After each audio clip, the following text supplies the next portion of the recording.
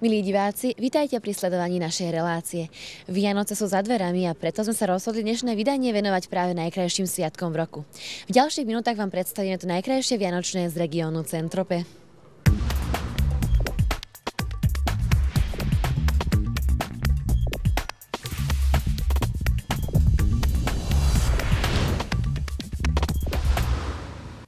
Vianoce sú sviatkami spolupatričnosti. Hovorí sa, že by počas nich nemal byť nikto sám. V duchu tejto myšlienky podporuje región Saint-Tropez vianočnú turistiku. Členovia regiónu v tejto oblasti intenzívne spolupracujú. Dolné Rakúsko sa zúčastňuje aj na Vianočnom bazáre, ktorý býva v rámci charitatívneho podujatia všetkých veľvyslanectiev v Bratislave. Spolupracujeme obecně s partnerskými městy, města Brna, s partnerskými regiony Jihomoravského kraje. Spolupráce je v podstatě v různých oborech, vzájemně propagujeme vlastní akce a samozřejmě vítáme a lákáme návštěvníky z těchto partnerských měst na různé kulturní akce a samozřejmě akce, které se uskuteční v rámci Vánoc, jsou jedním z nich. Bratislavský samosprávny kraj aktívne podporuje vianočnú turistiku, realizuje mnoho predvianočných a vianočných podujatí. Veľkú zabíjačku v Bratislave a župné Vianoce priamo v Stupave. Podporujeme niektoré ľadové plochy. Rokujeme v tejto chvíli s mestom, akým spôsobom dôstojne uzavrieť tento rok a privítať ďalší rok. Symbolický začiatok predvianočnej atmosféry bude 25.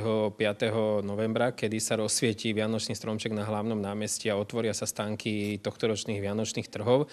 Zároveň tento rok po prvýkrát spúšťame ľadovú plochu na Hviezdoslavovom námestí už súčasne s vianočnými trhmi, teda od 25.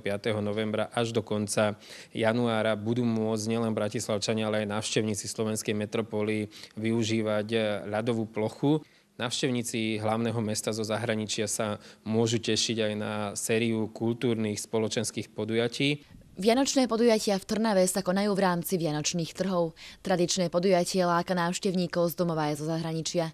Vôňa vareného vína a tóny koliet vytvárajú pravú vianočnú atmosféru. Tento rok bude trhy v historickom centre mesta sprevádzať viacero noviniek. Jednou z nich je zvýšený počet stánkov. Pre návštevníkov je tento rok pripravených 95 stánkov s ľudovo-umeleckými výrobkami, vianočným sortimentom či občerstvením. Výraznou zmenou oproti predošlým rokom bude viac kultúry, na svoje si prídu všetky vekové kategórie.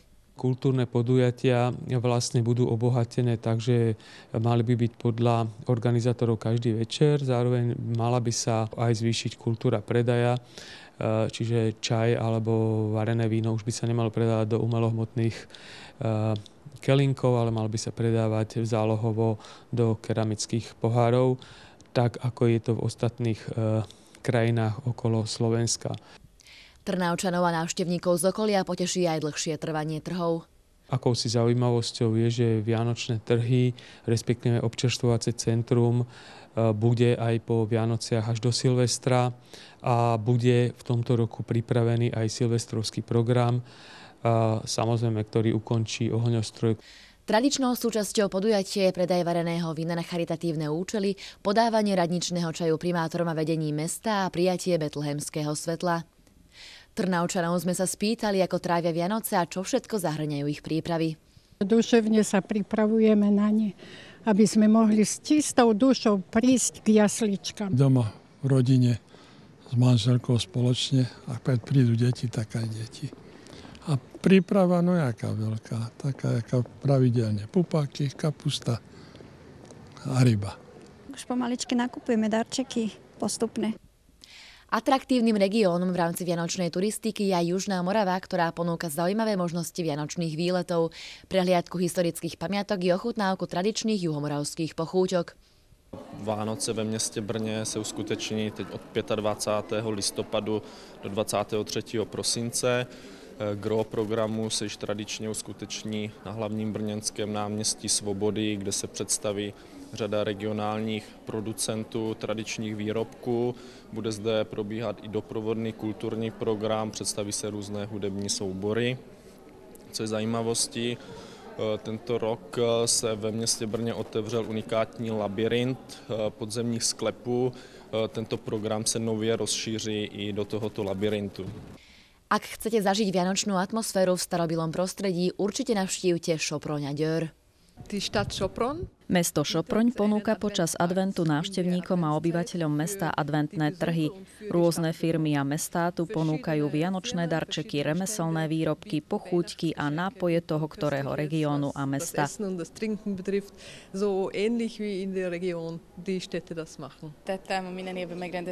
Na krásnom zrekonštruovanom barokovom Sečeního námestí sa pripravujú vianočné trhy. Zúčastňujú sa na nich umeleckí kováči, ľudoví rezbári a podobne. Toto námestie je krásne ozdobené a obohatené laserovou show. És különleges fényeffektusokat vetítenek karácsony ideje alatt, ilyen lézertechnikával a tér falaira. Dolné Rakúsko a Viedeň ponúkajú mnoho príležitostí na vianočnú turistiku, nákupy darčekov či lyžovačku. Jedným z najobľúbenejších cieľov návštevníkov sú však nepochybne vianočné trhy, ktoré dosahujú svetovú úroveň.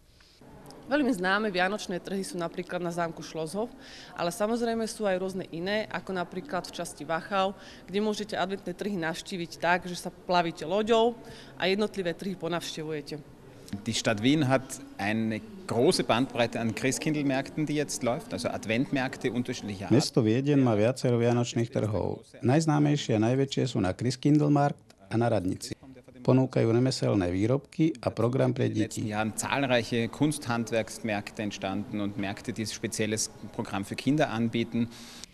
Vianočné trhy partnerských krajín sú symbolom ich vzájomného priateľstva a podpory. Každé mesto už dneska má tradíciu vianočných trhov skutočne aktualizovanú, veľmi živú. A mňa práve teší to, že ak prídem na bratislavské vianočné trhy, počujem nemčinu, maďarčinu. Keď prídem na Christkindlmarkt vo Viedni, počujem to isté a ja si myslím, že to je presne to, čo potrebujeme. Takto žije región Centrope spolu. Každá krajina ponúka pred Vianocami a počas nich čosi zaujímavé. Stačí sa len vybrať a vychutnať si jedinečnú atmosféru trhov a iných podujatí tak, ako ich nepoznáme.